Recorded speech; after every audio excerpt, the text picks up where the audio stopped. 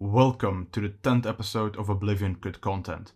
In today's episode, we'll be taking a look at a lot of iterations Bethesda made of a stable system in order to make it possible for horses to be used inside of the Imperial City. Of course, none of these iterations ever made it into the final game. At least, not with their original intended purpose. Now, you may be thinking, the Imperial City does have a stable in the final game, and that's correct, but it doesn't sell horses. And it isn't located inside of the Imperial City either. By the end of this video, you'll realize how much of an afterthought the Chestnut handy stables really were. But before I look at those, let's go back in time. Development time, that is. As I mentioned in episode 3 of this series, there is an unused topic for innkeeper Pista Maryland that reads, "I want to buy a horse." I noted there that it's very out of place, and that opinion still stands, as it's the only time an Imperial City citizen even remotely mentions horses. For our first iteration, we need to head over to the market district. There we can find red diamond jewelry. This shop is unique in the fact that it's the only jewelry vendor in the entire game, which is nice. What isn't as nice is that its vendor, Hemlof Redtooth, doesn't have any unique dialogue. He also doesn't sell the shop's special item due to a bug. So what causes this?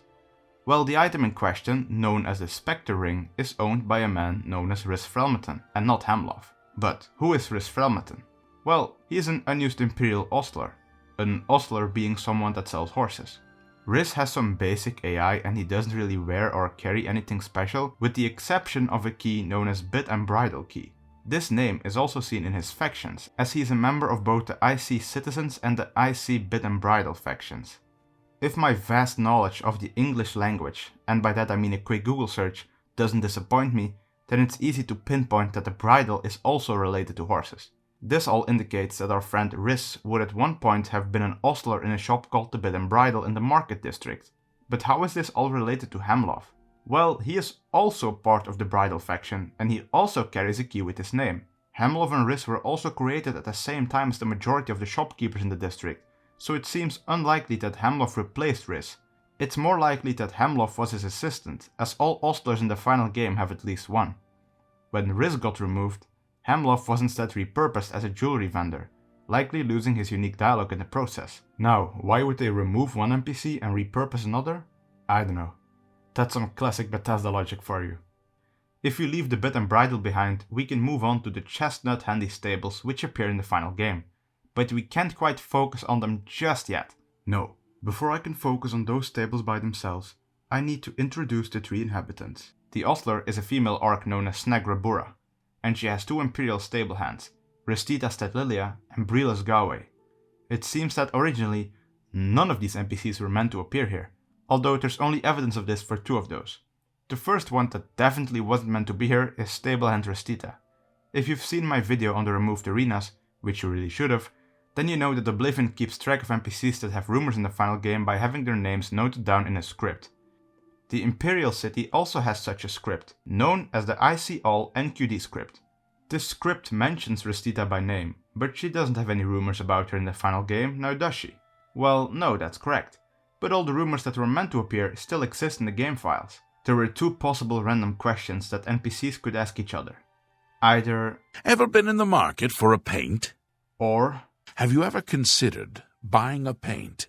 And there would have been 4 possible responses. I don't know what a paint is. It's a type of horse, right? It must be. I prefer a bay. Not my favorite horses, but the Statlilia stables are certainly reputable. I've never wanted one. Still, they do seem to be some fine horses. There were also these 2 lines that NPCs could offer as rumors to the player. "If you're looking for a paint, check out the Statlilia stables. The Statlilia stables has some nice paints for sale." The rumors and questions are only voiced by the male and female Imperials, which results in 8 unused lines, but the 4 responses are voiced in every generic voice type, netting us 44 unused lines of dialogue. In total, all the unused Statlilia Stables dialogue leaves 52 lines of dialogue unused in the game files.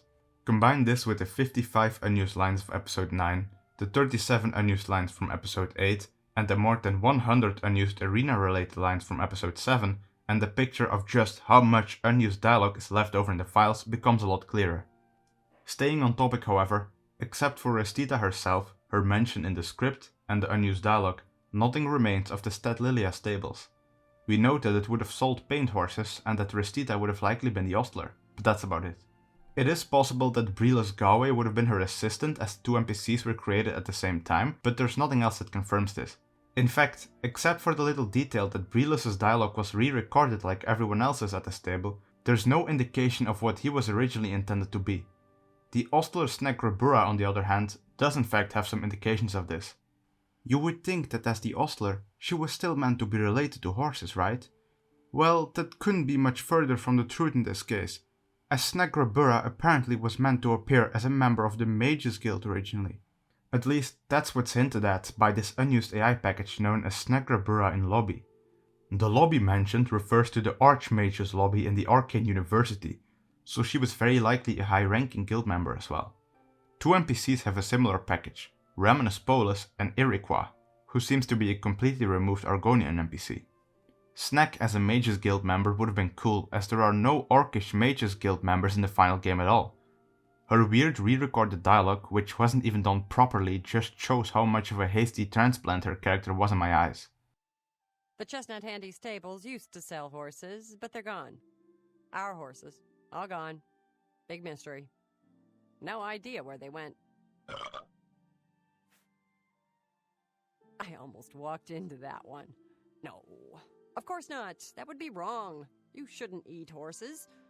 Moving on, seeing as we've covered all the NPCs at the Chestnut Handy Stables, let's talk about those stables themselves. Well, you might have expected this, but not much effort was put into these stables.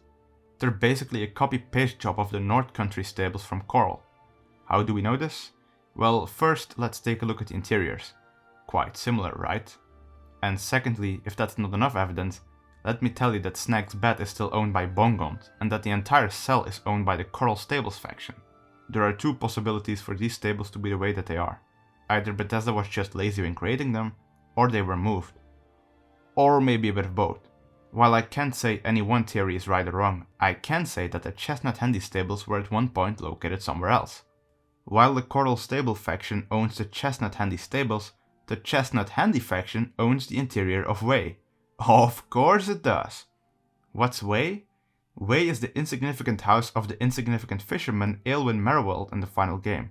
But it seems that the house was either a copy of what was originally the Chestnut Handy Stables, or it was a part of the Chestnut Handy Stables and the actual stable part was removed while the house remained in the game.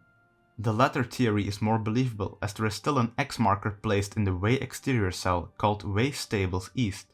This also seems to indicate that there would have been a Whey as well as a Whey Stables, but maybe this was later renamed to Chestnut Handy Stables. I can't really confirm that, although it would make sense. The insignificant fisherman that I mentioned also has some strange ties to the stables. Aelwyn Merriwald offers the settlement quest Go Fish in the final game, and all the journal entries for this quest are kinda strange.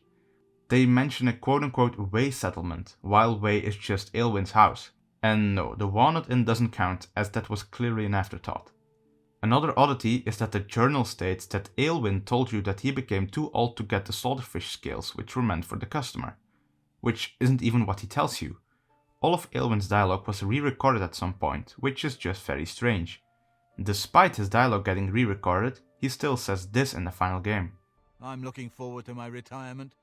Long days in the stable with the horses, long mornings in bed, and best of all, no more fish. While this indicates that he would have at least been associated with the stables in some form, I don't believe he would have been an ostler.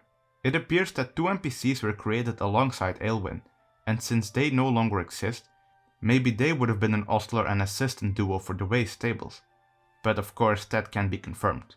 And with Aelwyn and the Whey Stables, this big game of follow the leftover clues comes to an end. We've had the Bit and Bridle, Stadlilia Stables, Chestnut Handy Stables, and Whey Stables. Of course, I don't think that the game would have been better if you had all these different stables at once, but I do think it's sad that so many NPCs lost their original functions because they got repurposed for something that wasn't gonna work out either way. But what do you think? Would you have liked to see some of these stables in action, or are you happy with how things are in the final game? Let me know in the comments below, as well as any topic suggestions for future episodes, and I'll see you around. Have a good day.